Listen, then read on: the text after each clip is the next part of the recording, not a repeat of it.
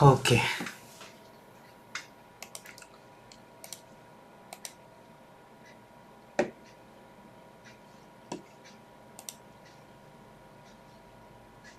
આવીને हाँ हाँ ઓકે. હા સર.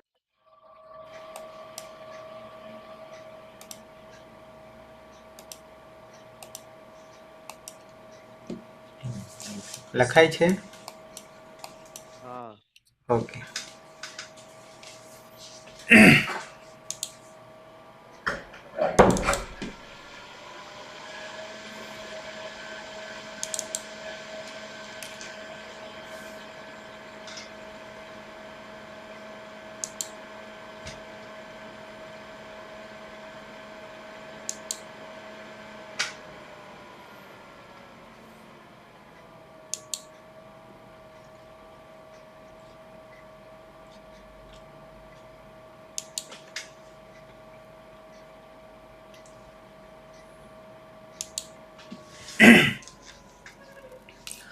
તો તીજ ધાતુ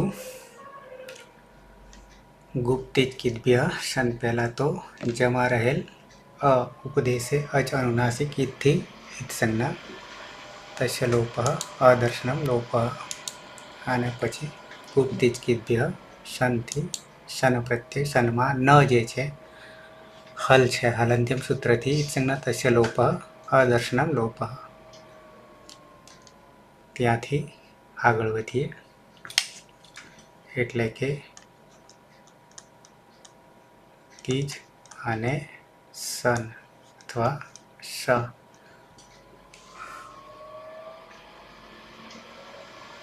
પેના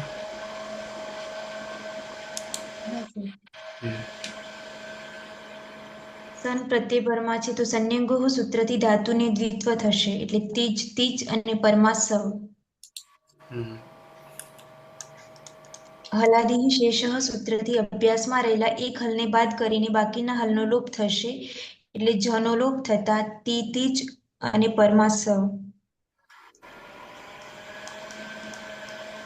ટોહુ કુહુ સૂત્રથી ચ વર્ગના સ્થાને ક વર્ગનો આદેશ થશે.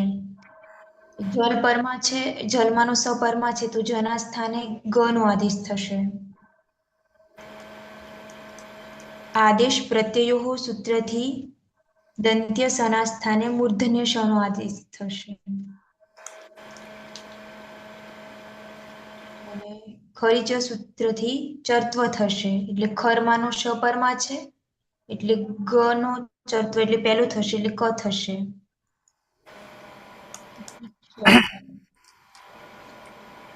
પરમાં કર્તરી હમ પરમાં સર સમાનો અ છે ને જીતુ સર. હા અહીંયા હા અતો ગુણેથી થી શબ વિકરણ પ્રત્યય શબ વિકરણ પ્રત્યય લાગશે શબમાં પની હલંત્યમ સૂત્રથી અને શ ની લશકવત અધ્યય સૂત્રથી સંજ્ઞા થશે. અ છે ને પરમાં અ છે તો ગુણ સૂત્રથી પરરૂપ એકાદેશ થશે એટલે તિતિક્ષ. પ્રથમ પુરુષ એક વચનનો પ્રત્યય છે ત. તમાં ટી તાત્માની પદાનામ ટેરે સૂત્રથી તમારેલા અનિટી સંજ્ઞાથી એત્વ થશે એટલે તે પ્રત્યય બનશે. જોડી દેતા બની જશે તિતિક્ષતે સહ તિતિક્ષતે તે ક્ષમા કરે છે.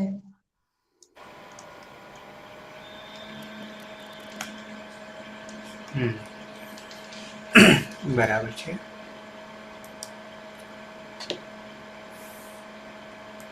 ફરીથી એકવાર તમને સૂત્રો જે છે 3 સૂત્રો આપણા માટે નવા છે અને એ નવા સૂત્રોમાં પહેલું છે ચોહકુહુ. ચોહકુહુ ક્યારે લાગે છે.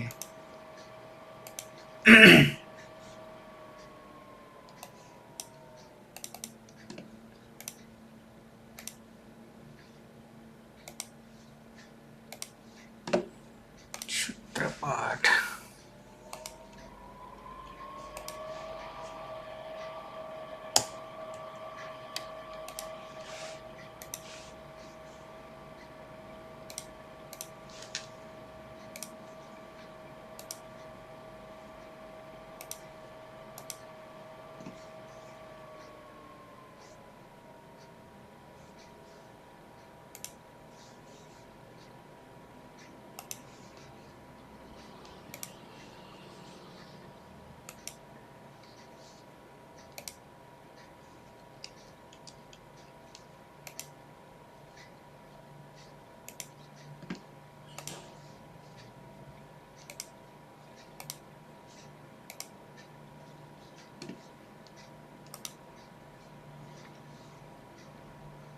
દેખાય છે ને જો ચો કોહો તો ચોહો અનુવૃત્તિ ખાસ મહત્વની છે. જલી સપ્તમી છે એટલે સપ્તમી જલવર્ણો પરમાં હોય અને પદાંતે હોય. આપણી પાસે અંતે નહીં પણ જલ પરમાં છે એટલે ચ વર્ગનો ક વર્ગ થઈ જાય છે. ચોહકુહુ પેલામાં તમને બતાવી દઉં તો વધારે સારું પડશે. અષ્ટાધ્યાયી ધાતુ પાઠ એમાં તીજ.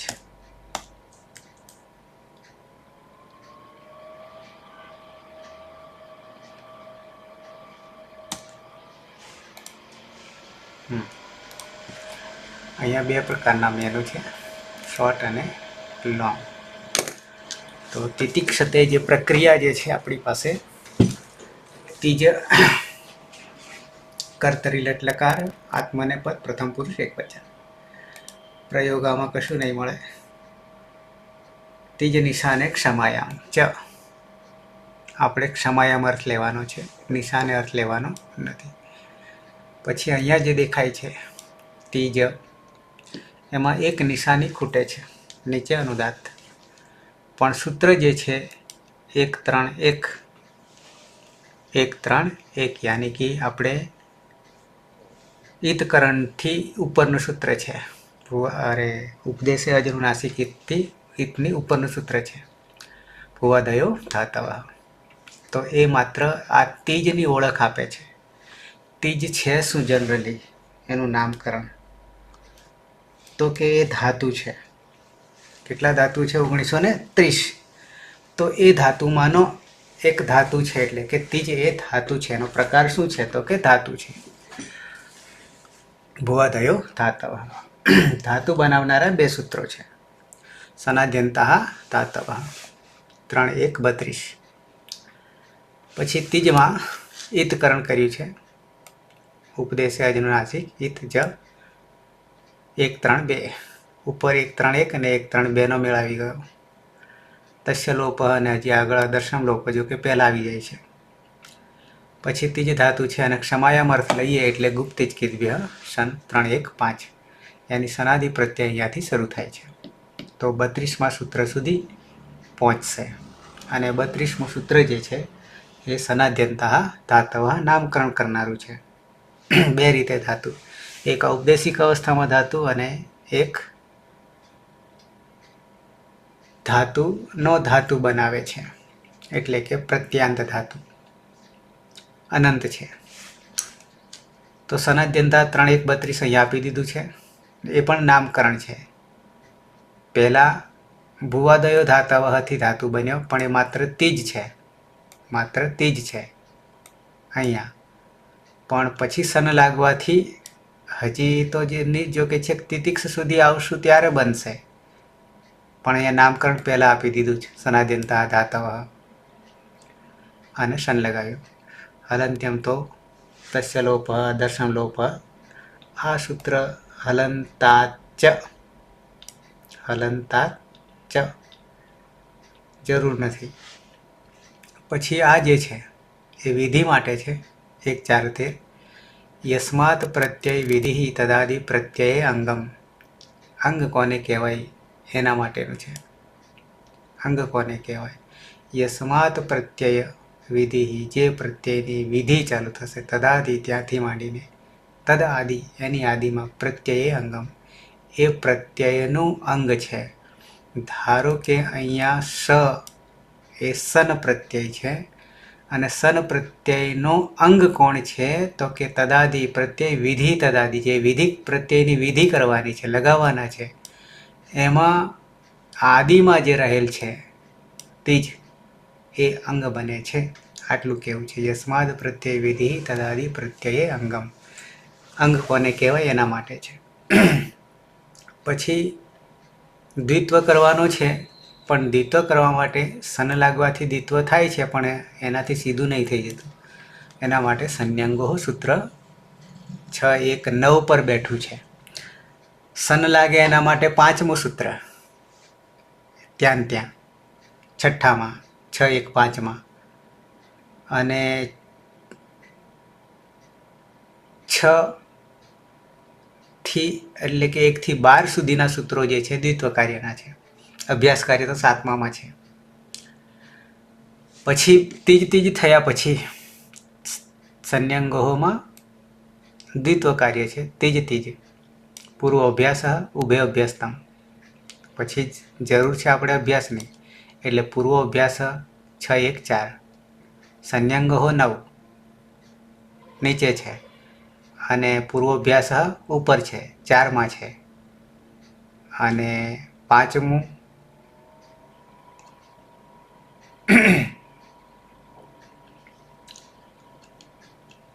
ઉભય અભ્યાસતમ 6માં ઉભય અભ્યાસતમ.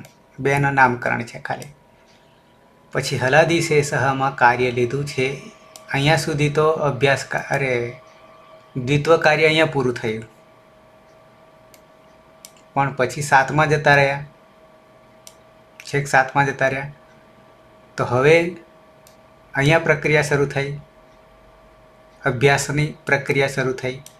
અભ્યાસનું નામકરણ 6માં આવ્યું, નામકરણ 6માં આવ્યું. ઉભય અભ્યાસતમ પણ 6 આવ્યું.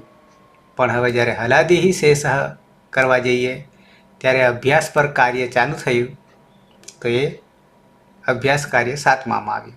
હલાદી શેષ શું કહે છે કે જે અભ્યાસમાં રહેલ એક હલને બાદ કરતાં બીજા હલનો લોપ કરી દેવો. પણ એમાં અચ રહેલો હોય તો એને અડવાનું નહીં, એમને એમ જ રાખવાનો. તો તમાં રહેલો ઈ છે એટલે આપણે એમને એમ જ રાખ્યો, પણ જનો લોપ કરી દીધો. તો ઘણીવાર નવા હોય તો ત્રીજ જે છે 2 વાર, એ તો આપણે અભ્યાસ કાર્ય કર્યું, દ્વિત્વ કાર્ય કર્યું સંન્યંગોથી. તો ત્યાં પાછું એમ ના થઈ જાય કે હવે હલંત છે તો એમને આપણે હલંત્યમથી ઈદકરણ કરી દઈએ, એવું મનમાં પહેલી વાર આવે. અનેક પ્રશ્નો ઊભા થાય જ્યાં સુધી ન ખ્યાલ આવે ત્યાં સુધી, અથવા ઓછું જાણવાના કારણે. પણ અહીંયા જે છે એ હલંત્યમથી નહીં, પણ હલાદી શેષથી. હવે હલાદી શેષ અને પાછા ઈતકરણનું નહીં ગણતા, કારણ કે લોપ થાય છે એટલે. બરાબર છે. નિયમ સૂત્ર છે, વિધિ સૂત્ર ત્યાં કદાચ આપ્યું હતું, જોઈએ શું છે તે નામકરણ એનું. આમ તો અભ્યાસનું છે.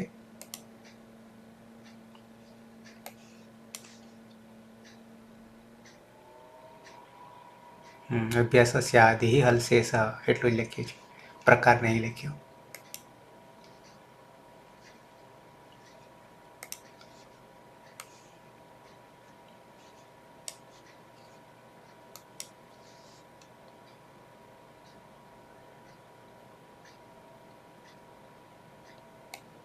ઓકે. પછી કયા લકારનું રૂપ બનાવવું છે? વર્તમાન લટ. એ લટ લકાર નામકરણનું સૂત્ર છે, સંજ્ઞા સૂત્ર છે 3 2 123. એમાં એ આ જે પ્રક્રિયા કરી જે છે ઉપદેશ અજનુનાસિકિત, એ કોના ઉપર કરી છે? આ સૂત્ર દેખાય છે તે 1 3 2 સૂત્ર તો આપણે જાણીએ છીએ, પણ એ પ્રક્રિયા કોના ઉપર કરી? તો કે આ લટ લકાર જે છે, લટ લકારનું નામકરણ વર્તમાન લટ. તો લટ કેવી રીતે લખાયો છે? ટ તો હલંત છે, લમાં રહેલો અ પણ અનુનાસિક છે, અને ઉપદેશ અવસ્થા છે વર્તમાન લટ. તો સૂત્રમાં નહીં દેખાતું, પણ જ્યારે લટ લગાવ્યો સન પછી ત્યારે આપણને દેખાય છે. તો એમાં એ ઈતકરણ કર્યું છે, અનુબંધ હટાવી દીધા છે. ટની હલંત્યમ સૂત્રથી સંજ્ઞા કરીશું, પણ અહીંયા ટની પછી નીચે કરે છે, પહેલા લમાં રહેલા અની કરે છે. આમ તો ટને પહેલા કરવી હલંત્યમથી, પછી ઉપદેશને લેવું, તો એકલો લ બચશે. નીચે આવ્યો છે અહીંયા આ જગ્યા પર. આ હલંત્યમથી ટની કરી. તસ્ય લોપ દર્શનમ લોપ. હજી આગળ વધારીએ તો આ જે લ છે એ 12 લકાર કે 10 લકારમાં લ હલંત જ બચશે. હલંત બચ્યા પછી પણ આપણે તો વર્તમાને લટ અનધ્યતને લંગ અનધ્યતને લૂંટ આ બધા સૂત્રો છે તો જ ખબર પડે. ઈદકરણ કરી દઈએ તો બધા લ જ રહેશે. પછી લસ્ય આમાં જો કે નહીં મૂક્યું હોય લસ્ય, આ લસ્યથી આ જે 3 4 78 સૂત્ર છે.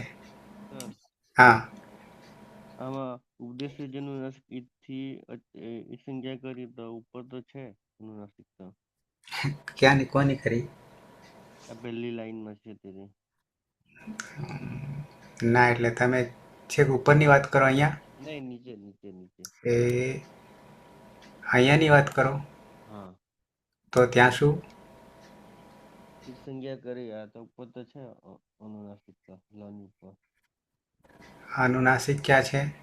નીચે નંબર છે જ નહીં.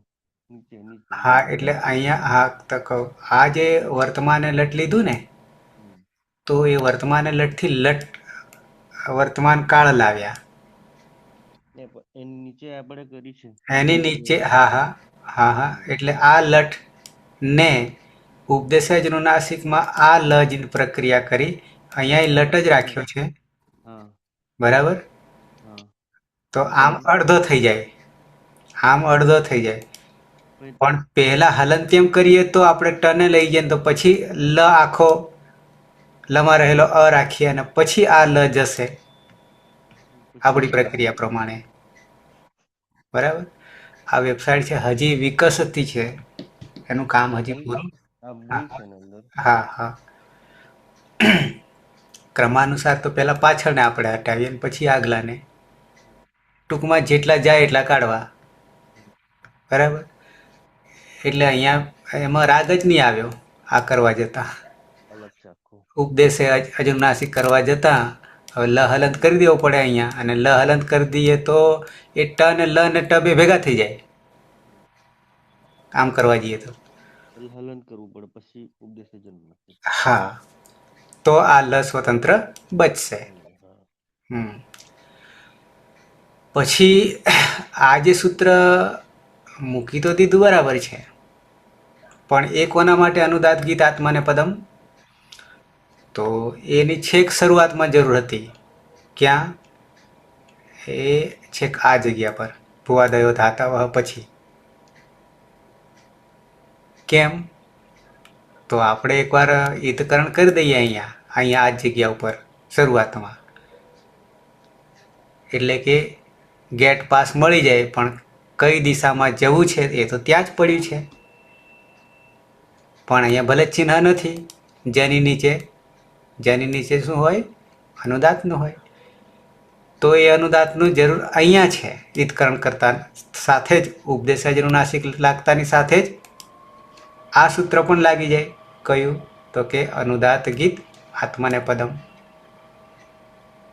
તો જ મેળ આવશે ને કે ધાતુ આત્માને પદી છે, ત્યાંથી આપણને નિર્ણય મળી જાય, રસ્તો મળી જાય. પછી આ સૂત્ર તો બરાબર ગુપ્તિજ કિદભ્યસન કે એ તિંગ માટે છે. બાકી પ્રત્યાહાર ગણવા અલગ સૂત્ર નહીં, પણ પ્રત્યાહાર ગણીએ તો તંગ છે ખાલી. પણ આપણે સૂત્રો સાથે કામ કરીએ છીએ. અચ્છા, તો અનુદાતને પણ ઉપર ચડાવવાની જરૂર છે શરૂઆતમાં. અચ્છા, પછી તિંગ સિદ્ધ સારો ધાતુકમ જે છે એ હવે કોના માટે વપરાયું? આ ત માટે, તિંગ માટે. તો એમાં કેમ તિંગ સિદ્ધ સારો ધાતુકમ? યાની કે આ ત જે છે કેવો છે? સાર્વધાતુક પ્રત્યય છે. એની ઓળખ થશે તો કર્તરી પ્રયોગ કરીએ તો ધાતુ અને લકારના પ્રત્યયની વચ્ચે વિકરણ પ્રત્યય લગાવ બેસે. તો એનો નિર્ણય કોણ કરી શકે છે? આ કરી શકે છે તિંગસિત સાર્વધાતુ. તિંગ પણ તિંગ માટે પાછી આપણી શરત છે. તિંગ માટે બી શરત છે, 4 જ લકાર નો પ્રત્યય હોય તિંગ તો જ સાર્વધાતુ કહેવા. શીતની તો અહીંયા વાત આવશે નહીં. હા અહીંયા આવશે, સપમાં આવશે, પણ ત માટે તિંગ રહેશે. તો 4 લકારમાં લટલંગ લોટને વિધિલિંગને લાગશે તો જ એ સાર્વધાતુક કહેવાશે. બાકીના લકારને લાગશે તો આર્ધાતુક કહેવાશે. અને આર્ધાતુક કહેવાશે ત્યારે વિકરણ લાગશે ને ઈડાગમ લાગશે. ઈડાગમ પણ ધાતુ સેટ હશે અને પ્રત્યય સેટ હશે તો લાગશે. પાછો એમાંય નિર્ણય આગળ આવશે ત્યારે કરીશું. તો અહીંયા ત જે છે એ સાર્વધાતુક લટના કારણે સાર્વધાતુક છે તે. તો પ્રયોગ છે આપણો કર્તરી પ્રયોગ. કર્તરી કોને કહીશું? કર્તરી કર્મણી અને ભાવે. તો કે જે ક્રિયા જે છે, ક્રિયા ધાતુ એટલે આ તો ક્રિયા છે, તો એ કર્તાને પ્રાધાન્ય આપે છે. કોને પ્રાધાન્ય આપે? કર્તાને. કર્તરી કર્મણી અને ભાવે. કર્મણી હોય તો કર્મને પ્રાધાન્ય, ભાવે હોય તો ભાવ યાની ત્યાં પણ ક્રિયા છે. તો અહીંયા કર્તાને આધારે ભાવ પ્રધાનમ આખ્યાતમ. અચ્છા, તો કર્તરી શપ, કર્તરી પ્રયોગ કરીએ તો વિકરણ પ્રત્યય શપ લાગે. શપ અહીંયા લાવ્યા.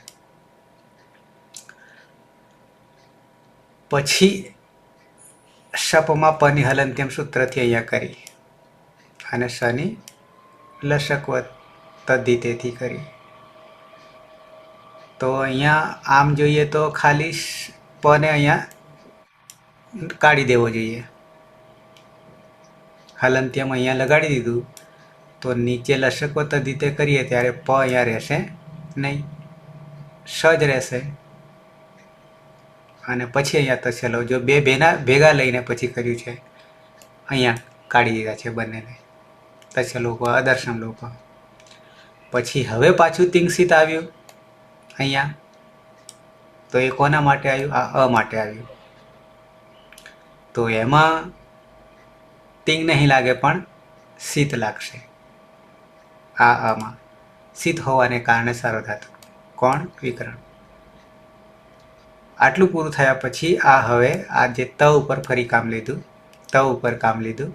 ટીત આત્મને પદાનામ ટેરે.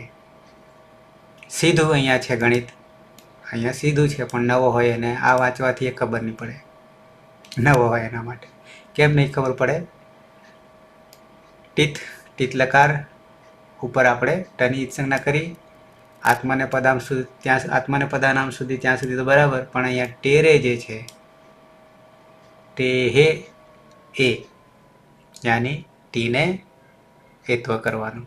પણ ટી સંજ્ઞાની જ ખબર ના હોય તો, કારણ કે એ અહીંયા આપ્યું નથી. અચો અંત્યાદી ટી. પછી એનો એત્વ થાય. આ હલંતાત, હલંતાત ચ એમાં કંઈ સમજાવ્યું નથી પણ એમાં કંઈ ખ્યાલ આવ્યો નહીં, જરૂરી નહીં. પછી આ સાર્વધાતુકમ અપિત, એમાં ખબર પડે. સાર્વધાતુકમ અપિત આપણો તે પ્રત્યય બન્યો એની ઓળખ છે. આપણો તે પ્રત્યય જે બન્યો એ કેવો છે? અપિત છે, પિત્ત નથી. કેમ પિત્ત નથી? તો કે પ આવ્યું જ નહીં ને, તમાથી તે થયો. અને અપિત હોય તો ગીતવત થઈ જાય છે, એ અતિદેશ લાગે છે. પણ આપણી પાસે આગળ અ જે છે, અ વિકરણનો, એ સાર્વધાતુક પણ છે અને પિત્ત પણ છે. પિત્ત પણ છે. અને એટલે જ આપણે નીચે હજી આવશે ગુણ કરીએ છીએ પિત્ત હોવાને કારણે. નહીં તો અપિત્ત થઈ જાય ત્યારે ગીતવત થઈ જાય, અને ગીતવત થવું એટલે કિમિતિ ચ 5મું સૂત્ર 1-1-5 ગુણનો નિષેધ કરી નાખે. પણ આ જે છે એ પિત્ત છે. યસ્માત પ્રત્યય વિધિ તદાદિ પ્રત્યય અંગમ ઉપર પણ આવ્યું કે નહીં આવ્યું? હા આવ્યું. ફરી પાછું અહીંયા યસ્માત પ્રત્યયાદિ આ અંગની વાત જે છે એ થોડીક ફરી પાછું તમને કહી દઉં કે અહીંયા તી, તીજ, સ, અ અને તે. હવે ઓળખ આપવા જઈએ તો અહીંયા દ્વિત્વ કાર્ય, અભ્યાસ કાર્ય થયો, પછી તીતીજ થયો, તીતીજ થયા પછી આ સનાદિમાનો સન છે, પછી આ વિકરણ અ છે, અને પછી આ તે છે. આટલા ભેગા થયા. તો હવે આ સનનું અંગ એ આ તીજ છે, તિથિજ છે. પણ આ અનું અંગ એ આ બધા છે. એ રીતે આ તે જે છે એનું પાછું અથી માંડીને, તો એટલા માટે યસ્માત પ્રત્યય વિધિ તથાથી પ્રત્યય અંગમ પાછું લેવું પડ્યું. આમ તો અંગ અહીંયા પૂરું થઈ જશે આટલું આવતા. સુપ્ત્યંતમ પદમ જે છે એ સૌથી છેલ્લા જરૂર છે. કેમ? સુપ્ત્યંતમ પદમ 14 હું યાદ રાખવા માટે 14 કહું છું, બાકી 1 4 14, પણ સીધું આપણને 14. અચ્છા, સુપ્ત્યંતમ પદમ શું કહે છે કે સુપ પ્રત્યય કે તિંગ પ્રત્યય લાગવાથી જે સિદ્ધ થાય છે તેને આપણે પદ કહીશું. અને સંસ્કૃત જગતમાં સાહિત્યમાં પદનો જ પ્રયોગ થાય છે, અપદનો કદી પ્રયોગ થાય નહીં. કેમ? તો કે અપદમાં પ્રાણ નહીં હોતા, પદમાં પ્રાણ હોય છે, જીવિત થાય છે, વ્યવહાર થાય છે. તો એ સૌથી છેલ્લે આપણે સિદ્ધ કરીએ છીએ સુપ્ત્યંતમ પદમ. આ વ્યાખ્યા છે કોની? પદની. પદ કોને કહેવાય? આ પદની બીજી પણ વ્યાખ્યાઓ છે, પણ આપણે આ વ્યાખ્યા ભગવાન પાણિનીની અષ્ટાધ્યાયની વ્યાખ્યા છે. પદ કોને કહેવાય? બરાબર છે. એક તિયંગ પદમ પણ એવી વ્યાખ્યા ક્યાંક આપશે, કારણ કે એક તિયંગ એટલે ક્રિયા જે છે અહીંયા પણ એ જ છે, ખાલી છે કહેવાથી પણ પદ બને છે. અચ્છા, તો અહીંયા સુપ્ત્યંતમ, સુપ એટલે નામને લાગનારા, પ્રાતિપદિકને લાગનારા. આગળ જે વાત હતો ગુણે કરી એ ક્યાં લાગુ પડશે? સમા રહેલો અ અને આ અ. અને પછી હવે આપણે આ જ જે છે એની પ્રક્રિયા શરૂ થઈ. ચોહકુહુ જાણીએ છીએ. જનક 8 2 30, 8 2 30. અચ્છા, એટલે કે જેનો ગ શું કર્યું? ચ વર્ગનો ક વર્ગ કરી દીધો. પણ ક્યારે? જલપરમાં હોય ત્યારે, પદાંતે નહીં. 2 શરતો છે. આદેશ પ્રત્યયોમાં ઘણું બધું છે. આદેશ પ્રત્યયોમાં ઈણકો, નોમ, વિસર્ગ, બરાબર. આદેશ પ્રત્યયોમાં પહેલું તો પ્રત્યાહાર, ઈણ, પછી કુ, ઈણકો હો, વિસર્ગ અનુસ્વાર વિસર્ગ અનુસ્વાર, 5 બરાબર. 5 બીજા 5. અચ્છા, ટૂંકમાં એ શું કરે છે? એના દાનમાં આપણી પાસે આ સ છે, દંત્ય સકાર છે, તો એનો મૂર્ધન્ય સકાર થઈ જાય છે. અને જેવો મૂર્ધન્ય સકાર બની ગયો એટલે આ સ જે છે ખરી ચ, જો કે આ બી છે, પણ આપણે આદેશ પ્રત્યયો કર્યા પછી, કેમ? તો કે અહીંયા જે એક મોટું પરિવર્તન આવી રહ્યું છે આખું. ખરી ચ, ખરી સપ્તમી છે, ચ તો અવ્યય છે, તો ખર વર્ણનો પરમાં હોય તો પાછો ચરતો હોય એટલે પહેલો થઈ જાય. અહીંયા કુત્વ થયું, ચોહકુમાં કુત્વ થયું. તો ખરી ચથી શું કરી દે છે? તો કે ખર વર્ણ આખર છે, પરમાં હોય ત્યારે ગણક પહેલો કરી દે છે. ગનો ક, ચરત્વ કરી દે છે. એનું નામ ચરત્વ કરવું. જસ્ત્વ કરવું, કુત્વ કરવું, સ્તુત્વ કરવું, સ્તુત્વ કરવું, ઘણા બધા નામકરણ છે. આટલું થયા પછી સીધું જોડવાનું છે, જોડવાનું છે, અને બની જાય તિતિક્ષતે. તિતિક્ષતે, તિતિક્ષતે જે બન્યું છે એ આપણા માટે સુક્તિ અંતમ પદમ થાય, એટલે કે આ પદ થાય.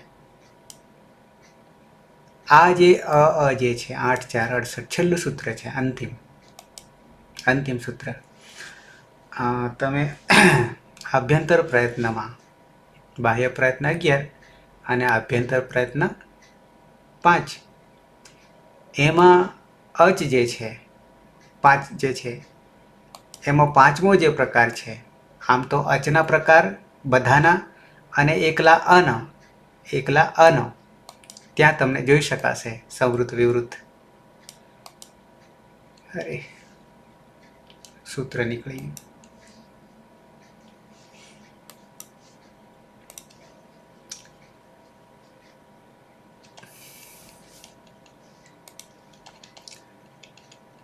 તો આ એક બીજું રહસ્ય આમાં અહીંયા એ પણ છે. પહેલાં તો આભ્યંતર પ્રયત્નની વાત છે અની, પણ અહીંયા રહસ્ય જે મૂક્યું છે કે અચ અંતિમ રિપીટ કરવું એ પૂર્ણાહુતિની એક ચિહ્ન છે. પૂર્ણાહુતિ સૂત્રાત્મક શૈલીના ગ્રંથો છે, પાદ પૂરો થશે, અધ્યાય પૂરો થશે કે ગ્રંથ પૂરો થશે ત્યારે એ પદને વારંવાર બે વાર રિપીટ કરે છે. તો આમ જોવા જઈએ તો એક પદ છે, ફરી એ બીજું પદ છે. બંને અર્થની દ્રષ્ટિએ અલગ છે. એક સવૃત છે અને એક વિવૃત છે. ઓકે, તો એની પણ આપણને જરૂર પડતી નથી, ખાલી ઓળખ માટે છે. તો બની ગયું તિતિક્ષતે. એકાદ લઈ લઈશું.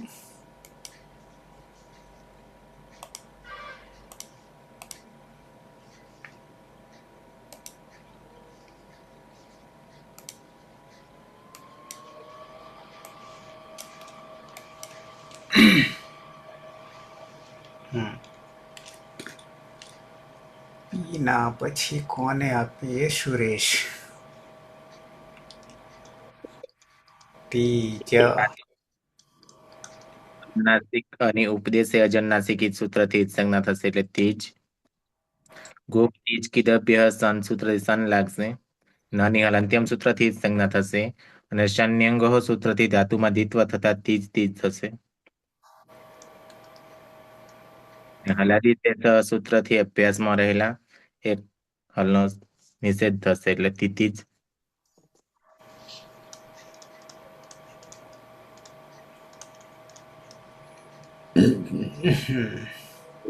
સૂત્રથી ચ વર્ગનો ક વર્ગ થતા જનો ગ થશે અને આદેશ પ્રત્યય સૂત્રથી દંત્ય શકારનો મૂર્ધન્ય શકાર થશે એટલે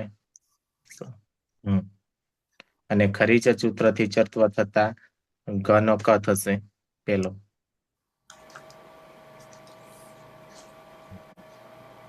જોડી દેતા ક્ષ પ્રત્યય લાગશે. અને હાલ અંત્યમ સૂત્રથી ઈજ સંજ્ઞા અને શનિ લશક વત્તા દ્વિતીય સૂત્રથી એટલે અ રહેશે અને અર્થગુણ્યથી પરરૂપ એક રૂપ થઈ જશે એટલે તિતિક્ષ અંગ બનશે. પ્રથમ પુરુષ દ્વિવચનનો પ્રત્યય છે આતામ. આતો વિકલ્પ સૂત્રથી આના સ્થાને યનો આદેશ થશે. લોપો વિરોધથી યનો લોપ થશે એટલે ઈતામ. અને ટીટ આત્મને પદાનામ ટેરે સૂત્રથી એત્વ થતા ઈતે પ્રત્યય બનશે. અદંતન છે અને પરમાં ઈકાર છે તો આદ ગુણ સૂત્રથી ઈનો ગુણ એ થશે. જોડી દેતા તૌ તિતિક્ષેતે તેને ક્ષમા કરે છે. તે બે. તે બે. બરાબર છે. તો આ રીતે તિતિક્ષેતે પ્રત્યય તો તમને યાદ છે, પણ તિતિક્ષ સુધી આવવાનું કામ અંગ કાર્ય જેને કહીશું એ મહત્વનું છે. ક્યાંથી? તો કે તીજમાંથી તિતિક્ષ. બરાબર છે. પરીક્ષામાં તીજ ધાતુને 4 વિકલ્પો આપ્યા હોય અને પછી એમાંય આત્માને પદી જ પ્રત્યયો મૂક્યા હોય તો જેમ કે તી જ અને પરમાં તે મૂકી દઈએ સીધા. આવું એક રૂપ હોય, એક તીજ તે કોનું? તીજ ધાતુનું. અને બીજી બાજુ આવું એ હોય તિતિક્ષતે, આવું પણ હોય. તો મોટાભાગના શું કરશે? આવું કરશે ને? આ ખબર ના હોય તો દ્વિત્વાભ્યાસ કાર્ય ખબર ના હોય તો બધા અને પાછા કે છે કે આ જ અમારું સાચું છે. આવી બને ને? તિતિક્ષે તો મગજમાં જ નહીં આવે. એના છે એના નહીં. તો સમયના અભાવે આટલે જ અટકીએ છીએ. આવતીકાલે લઈશું 9 વાગે.